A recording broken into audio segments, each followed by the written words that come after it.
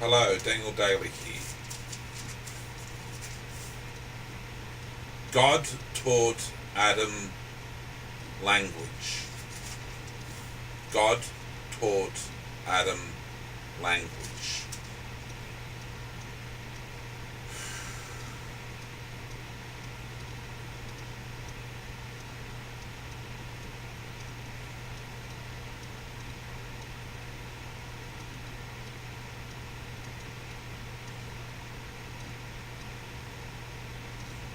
Genesis 2, verse 18. But the Lord God said, It is not good that the man should be alone.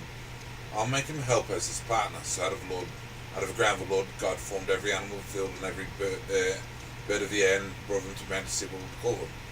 And whatever the man called each living creature, that was its name.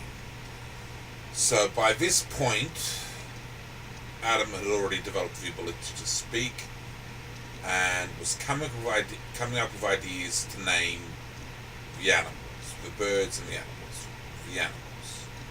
So language was starting to come along, and not only did God teach him the original ideas to language, but Adam was probably inventing words himself. But we see also that the man said, this at last, in relation to woman, had taken from the man he made into a woman, the rib, and brought it to the man, that the man said, so he spoke. This at last is bone of my bones and flesh of my flesh, this one should be called woman, for out of man this one was taken. And there's also dialogue over the forbidden fruit when they'd fallen, they'd talking then. Now, what we see in that is that the language, there's a reasonable degree of complexity, and of course all the ideas pertain to a naturalistic sort of life of a Garden of Eden, and they've got their concepts there. The woman whom you gave to be with me, she gave me fruit from a tree, and I ate. So he knows about words like eating, and the woman, and fruit, and so all sorts of natural language which is associated with the world that he was part of. He had words for the world that he was part of, and it was grammatical words and an ability to stuff which he could communicate with and make sense of. It was a natural Edenic language. So obviously, to relate to God, first of all, you would assume that God's teaching Adam language, that it's not some sort of something which is just born in him or made in him. He has a mind like any of us, and he's created whole, one would imagine, or maybe as a young boy or something. We don't know for sure. But by the time woman's coming along, Adam already knows how to speak. So this at last is bone of my bones. The interesting thing about that, at last, is obviously he's been waiting a while. So Eve is obviously not created the day that Adam's created. Adam's already got a comprehensive language. She's created a while later. So Adam has been around for a while.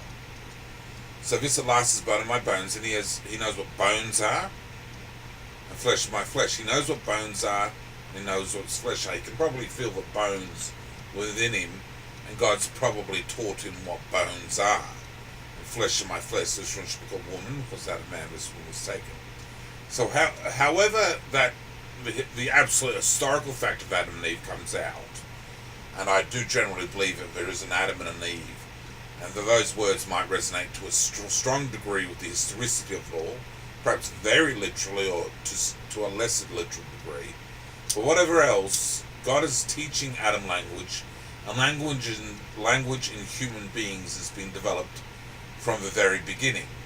Now we see at the Tower of Babel, as time has gone on, the language is still being spoken there, and there's an original Edenic language which is still being spoken there, but at that point it's being scattered as mankind spread abroad and spread over the world. But in the beginning of things, God taught Adam language, and language is an enduring part of human society and culture. Something we naturally do and are supposed to. It's God ordained.